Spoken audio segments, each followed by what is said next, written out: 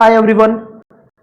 दोस्तों C TET जन 2024 का रिज़ल्ट आ चुका है। जैसे ही आप सी टेट की जो ऑफिशियल वेबसाइट है ctet.nic.in पे जाएंगे तो आपको यहाँ पर नीचे स्क्रॉल करने के बाद में नीचे यहाँ पर ये दिखाई दे रहा होगा सी टी टी जनवरी 2024 रिज़ल्ट, इसको ओपन करेंगे तो ऊपर होने के बाद में विंडो ओपन होगी, ब्राउज हो रहा है।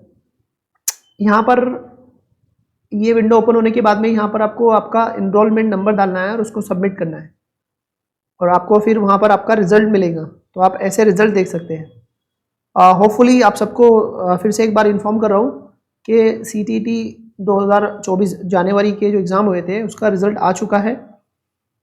लिंक को फॉलो करके या डायरेक्ट ऑफिशियल वेबसाइट पर जाकर वहाँ नीचे रिजल्ट की टैब है, वहाँ पे क्लिक करेंगे तो आपको इस तरह का विंडो ओपन होगा जो आपके सामने है। यहाँ पर आपका एनरोलमेंट नंबर डालना है और सबमिट करना है, आपको आपका रिजल्ट देखने को मिलेगा। उम्मीद है आप सब पास होंगे और अच्छे नंबर भी पाएंगे।